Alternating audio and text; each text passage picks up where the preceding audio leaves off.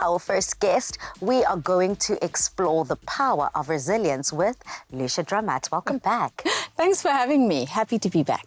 Now, we keep hearing the name or the word resilience, be resilient, bounce back, but what does it actually mean? What's the definition of resilience? And also, what are some of those things we need to look out for when it comes to resilience? Why is it such an important characteristic? I think let's just break down resilience very quickly. It is the process and basically the successful outcome of adapting to difficult situations or difficult circumstances. So if you've gone through something and you've successfully come out of that situation, and I don't mean if you've experienced success, but you've processed it successfully, then you develop that resilience. And when we do look at different characteristics or traits one individual needs to have to be able to cultivate their resilience, what are those?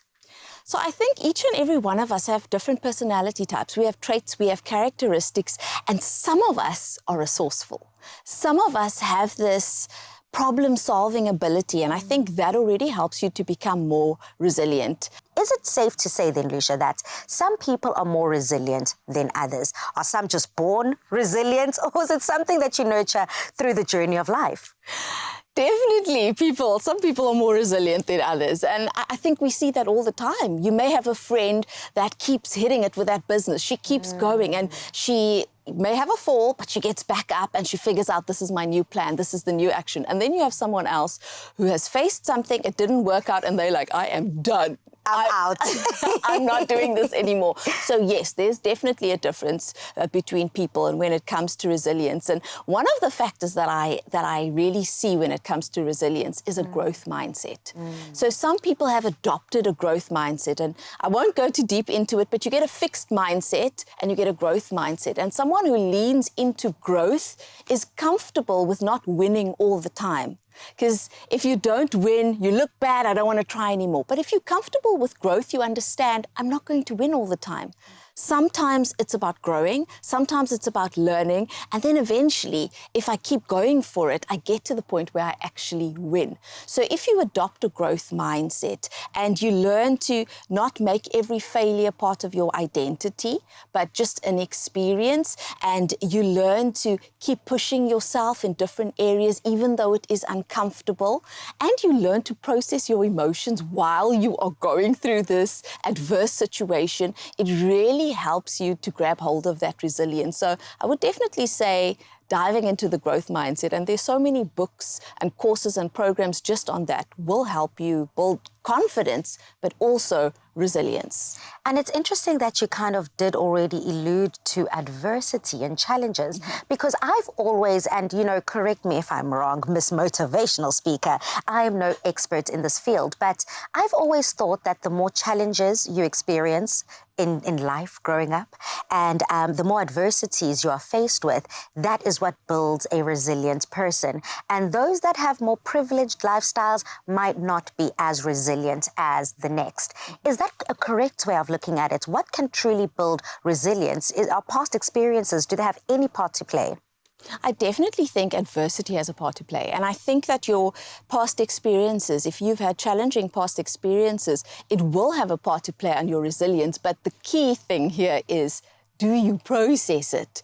Do you go through it well? It is the process and the successful outcome of that processing that builds resilience. So you could go through something really terrible, and it could affect you in a way where you don't ever want to face anything like that again. So that's for some people. And then you also get this post-trauma growth where someone goes through something and after that they just have this huge life change. They just have this new zest for life. They appreciate life more. They want to change things. So even though they'd gone through something really difficult, they are inspired to live differently. And that's that post-trauma growth. And so there are two sides. It does speak to how have you processed what you've been through? Have you thought your way through it? Have you developed problem-solving skills and abilities? If you've done that, then your past experiences can make you more resilient. But if you haven't really processed it and you've built up more fear, more resentment, and you never want to find yourself in that situation, then no. It becomes debilitating. Yes. Yeah. And then on the other side, if we look at maybe someone's more privileged and someone went through much more challenges. Now, the person going through the challenges, they had to be resilient to survive. And so their resilience is based in survival, whereas maybe someone that's more privileged has decided to take up a hobby, swimming, horse riding, or anything, and their resilience might not be rooted in survival, but essentially it could be rooted in wanting to achieve. What then happens if someone decides not to work on their resilience and not to build resilience on the journey of life? Oh, goodness. I think that life will never just be simple.